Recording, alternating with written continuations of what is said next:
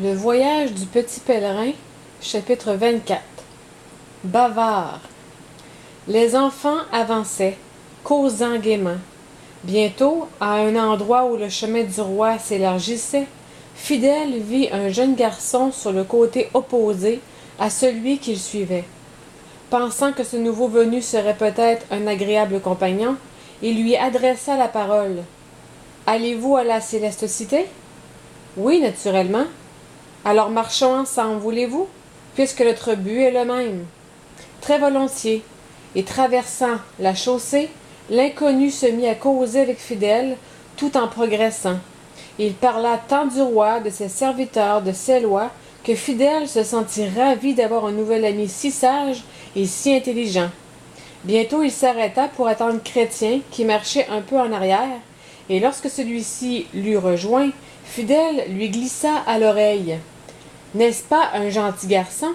Je suis sûr qu'il est un bon pèlerin. » Petit Chrétien sourit. « Tu ne sais donc pas qui c'est? »« Non, répondit Fidèle, je ne l'ai jamais vu. »« Vraiment? Pourtant il demeure à Destruction. Il s'appelle Bavard. Il se donne souvent les airs d'un pèlerin, mais ce n'est que pour s'amuser. Je ne savais pas qu'il venait quelquefois si loin. Alors c'est un faux pèlerin?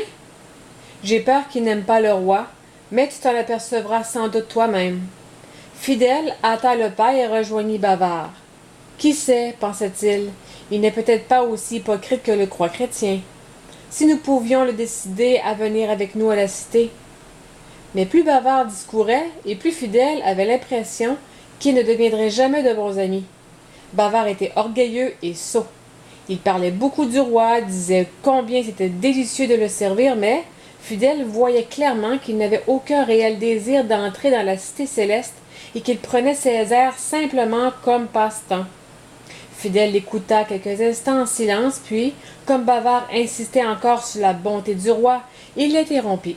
« Naturellement, vous faites tous vos efforts pour obéir au roi. » Bavard rougit, car au contraire, il ne faisait absolument que ce qui lui plaisait à lui. Pourtant, il était toujours prêt à rappeler à ses amis ce que leur commandait le roi. Il fut vexé de la question de Fidèle et rétorqua d'un ton de supériorité. « Cela ne vous regarde pas. »« Mais c'est très important, reprit Fidèle. Si vous nous entretenez tant de votre amour pour le roi, vous devriez le servir de plein cœur. »« Et qui vous dit que je ne le sers pas? » répliqua Bavard. « Je crains que non, répondit tristement Fidèle. »« Ah, ça! » fit Bavard, qui se fâchait de plus en plus. « De quoi se mêle un bonhomme comme vous en venant juger de ma conduite? Je suis beaucoup plus âgé que vous. Je ne veux pas juger de votre conduite, seulement je me demande si vous êtes un vrai pèlerin. Mais certainement. Oh, je vois ce qui en est. Chrétien vous a sans doute raconté une foule de choses aimables sur mon compte, et vous croyez tout ce qu'il vous a débité. » Fidèle ne répondit rien, car il voyait que Bavard était fort en colère. « Au fond, cela m'est égal, reprit Bavard. Vous êtes libre de croire de moi ce que vous voulez, mais vous êtes un garçon très impertinent et désagréable, et je ne vous dirai plus un mot. Continuez votre chemin et laissez-moi libre d'agir à ma guise. » Il était tellement hors de lui que Fidèle le laissa seul et attendit Chrétien. « Console-toi, Fidèle, dit Chrétien, lorsqu'il sut ce qui venait de se passer. Je t'assure qu'il vaut mieux que Bavard soit parti. Il ne nous aurait fait aucun bien.